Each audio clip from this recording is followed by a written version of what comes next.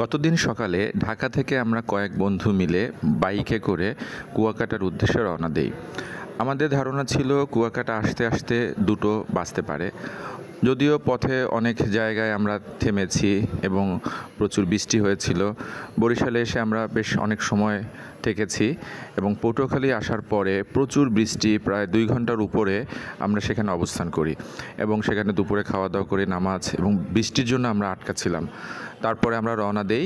যখন আমরা আমতলী পার হই, তখন আমতলীর পরে রাস্তা এত খারাপ ছিল যা একেবারে বাজে অবস্থা। রাস্তার মধ্যে অনেক কুয়া, অনেক গর্ত। আমার মনে হচ্ছিল যে সেই কুয়া দেখে যেটাই হয়তো কুয়াকাটার নামের সার্থকতা।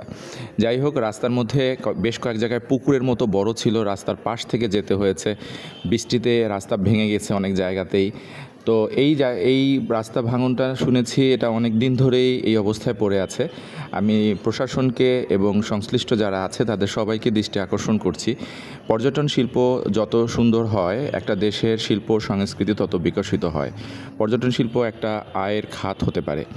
কুয়াকাটা একটা সম্ভাবনাময় জায়গা, এখানে অনেক মানুষ পর্যটনের জন্য আসে।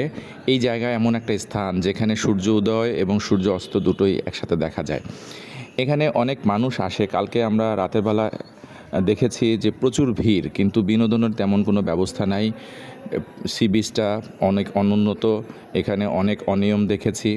আমরা পর্যটন কর্পোরেশনের মোটেলে উঠেছি। এখানে মোটামুটি ভাড়া আমাদের নিয়ন্ত্রণের মধ্যেই আছে, কিন্তু ব্যবস্থাপনাটা একেবারেই নাজুক অবস্থা বলা যায়।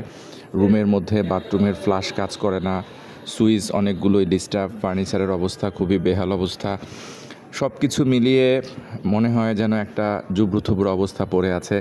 সুতরাং এই সমস্ত জায়গা যদি আমরা একটু আমাদের দৃষ্টি দেই, আমাদের পর্যটন শিল্পটাকে যদি আমরা সামনের দিকে এগিয়ে নিয়ে যাই, তাহলে আশা করি দেশ অনেক এগিয়ে যাবে। এবং এই সমস্ত জায়গায় যে অনিয়মগুলো আছে সেটা দ্রুত সমাধান করা দরকার। মানুষ অনেক আশা নিয়ে কুয়াকাটা বেড়াতে আসে, কিন্তু আশাহত হয়ে ফিরে যায়। পরবর্তীতে আর এখানে কেউ আসতে চায় না। পর্যটন শিল্পকে বিকাশ করার জন্য, বিকশিত করার জন্য এই বিভিন্ন সংস্থাকে এগিয়ে আসতে হবে। আমি আশা করব আমরা যে যে জায়গায় আছি প্রত্যেকের জায়গা থেকে যদি আমরা এই বিষয়গুলোকে আলোচনার মধ্যে নিয়ে আসি, তবে মনে করি আমাদের পর্যটন শিল্প সামনের দিকে অনেক এগিয়ে যাবে।